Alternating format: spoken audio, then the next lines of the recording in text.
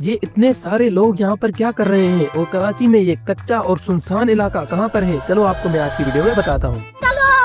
सुबह सुबह मैं नींद से उठकर तैयार हो गया। मैं छत पे सो रहा था क्योंकि हमारे घर पे मेहमान आए हुए थे। तैयार होके मैं अपनी बाइक स्टार्ट करके और अपनी मंजिल की तरफ चल दिया। अच्छा। यहाँ मंजिल की तरफ जाते हुए हमें एक राइडर भी दिखा, इसको हमने इग्नोर किया और हम सीधा आगे चल दिए। आगे अपने रास्ते पे जाते हुए हमें ये एयरपोर्ट की दीवार नजर आई। इस दीवार के उस पार, मतलब इन जालियों के उस पार, पाकिस्तान इंटरनेशनल एयरलाइन का रनवे है जहाँ से जहाज जो है उड़ते हैं। ये एक खराब जहाज है जो कि पाकिस्तान के सबसे बड़े जहाजों में से एक था, लेकिन अब इसको एक होटल में कन्वर्ट कर दिया गया है। यहाँ अब एक रेस्टोरेंट है जिसको सिर्फ लीड्स ही यूज करते हैं। हम यहाँ पेट्रोल पंप पे रुक के पेट्रोल भरवाया हमने। अब लड़कियों से उनकी उम्र और लड़कों से कभी ये मत पूछना कि उन्होंने पेट्रोल कितने का डलवाया। हम सीधा आ गए पेट्रोल डलवा कर शाहराह फैसल पर। हमें क्योंकि रोड के उस पार जाना था और वहाँ कोई रास्ता नहीं था, तो हम यहाँ नीचे कच्चे के इलाके में थोड़ा रोंग आकर उतर गए। ये जो नाता खान के पुल के उल्टे हाथ पर जहाँ से पहले ट्रेन की पटरी गुजरती थी, अब यहाँ पर कब्रिस्तान है। इस रास्ते पर हम आ गए थे ताकि हम शाहराह फैसल के उस रास्ते पर जा सके। ये देखें, यहाँ पे ट्रेन की पटरी भी बिछी हुई है और यहाँ जानवर खड़े थे, लेकिन यहाँ से आके हमने कट लेके और सीधा शाहराह फैसल पर हमने लैंड किया और यहाँ से चलने लगे। शाहराह फैसल जो ना सिर्फ कराची का मशहूर और खूबसूरत रोड है, बल्कि ये कराची का मसरूफ तरीन रोड भी है। यहाँ ट्रैफिक हमेशा तेजी से चलती रहती है।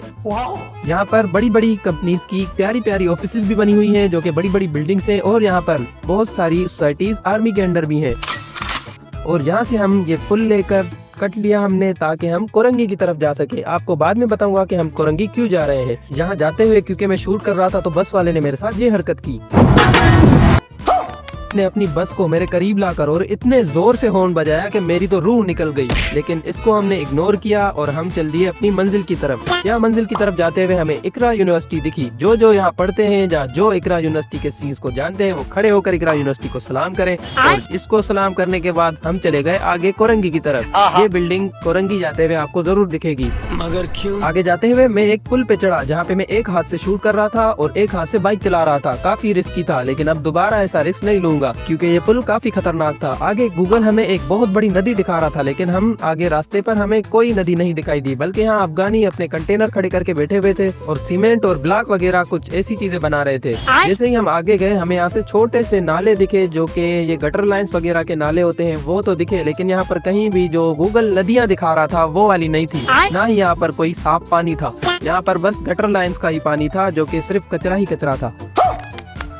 हमें अपनी मंजिल की तरफ जाते हुए इंडस हॉस्पिटल दिख गई। इस इंडस हॉस्पिटल के पीछे ही हमने जाना था। अब मैं आपको बता देता हूँ कि हम असल में जा कहाँ रहे हैं। हम जा रहे हैं बैतुस्सलाम टेक पार्क का टेस्ट देने, जो कि इनके ही स्कूल इंटरलेक स्कूल में था, जो कि कोरंगी में है। कोरंगी जाते हुए हमें ये इंटरलेक स्कूल भी मिल गया क्योंकि हमने लोकेशन लगाई हुई थी जो कि हमें डायरेक्ट यहाँ पर ले आई। यहाँ मैंने सबसे पहले अपनी बाइक पार्क की और अपना जो सामान है वो सब, अपना फॉर्म वगैरह निकाला और मैं भी लाइन में लग गया। इस लाइन में हमें आधा घंटा हो गया था लगे हुए। फिर हम आहिस्ता आहिस्ता चलने लगे। जैसे ही टाइम हुआ हमें चेकिंग करके अंदर छोड़ने लगे। यहाँ बहुत सारे और भी लोग आए हुए थे जो कि टेस्ट देने आए थे। यहाँ हजारों की तादाद में बच्चे ये टेस्ट देने आए थे। मैं भी यहाँ पर आया था और यहाँ पर इनका प्रोसेस बहुत ही अच्छा था। हर बच्चे को वेरीफाई करने के बाद ही उसको अंदर छोड़ा जा रहा था। हमें भी वेरीफाई करके अंदर छोड़ा, जहाँ हमने एक जगह ढूंढ के वहाँ हम बैठ गए। यहाँ पर अंदर मेला लगा हुआ था, बहुत सारी कुर्सियाँ लगी हुई थी ताकि सारे बच्चे बैठकर टेस्ट दे सके। यहाँ पर इन्होंने हमें 8 बजे बुलाया था और हम पहुँच भी गए थे। यहाँ पर इनकी फैसिलिटीज बहुत अच्छी थी। ये हमें यहाँ पर फ्री में चाय भी सर्व कर रहे थे और यहाँ पानी भी अच्छा था।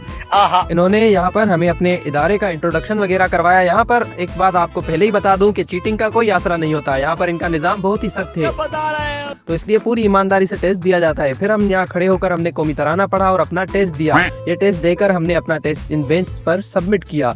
यहाँ अपना टेस्ट सबमिट करने के बाद हम सीधा बाहर चले गए जहाँ पर चाय चल रही थी, लेकिन क्योंकि यहाँ पर हमें 12 बज चुके थे और मेरा चाय पीने का कोई मूड नहीं था, तो फिर मैंने आगे जाकर थोड़ा सा पानी पिया। पानी पीने के बाद जैसे ही मैं बाहर जा रहा था, हमें किसी ने ये बुक बाहर गिफ्ट की। ये बाहर सबको बांट रहे थे। समझ गया। ये बुक लेके मैं जैसे ही बाहर आया, यहाँ पे सब लोग अपनी बाइकें निकाल कर घर जाने की तैयारी कर रहे थे। मैंने भी यहाँ अपनी बाइक निकाली और घर की तरफ चल दिया। यहाँ पर मैं आपको कुछ टेस्ट के बारे में बताता हूँ। ये टेस्ट 100 नंबर का होता है और 1 घंटे का होता है। इसमें मैथमेटिक, इंग्लिश और कंप्यूटर के सवाल बहुत ज्यादा आते हैं।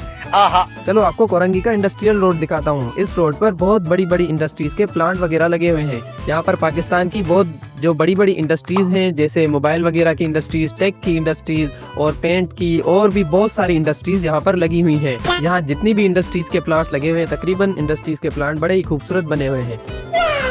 आपने दारुल उलूम तो सुना होगा, ये दारुल उलूम भी इसी रोड पर है, इस चौरंगी पर दारुल उलूम है। ठीक है, समझ गया। तो आज की वीडियो को हम यहीं पर एंड करते हैं, लेकिन अगर आपके पास मेरे लिए कोई सजेशन है कि मैं इस वीडियो में कौन सी बेहतरी कर सकता हूं, तो आप मुझे अपना मशवरा जरूर दें कमेंट सेक्शन में। बाकी टेस्ट के हवाले से कुछ पूछना है तो कमेंट सेक्शन में पूछें, और मेरी ये वीडियो आपको कैसी लगी जरूर बताएं।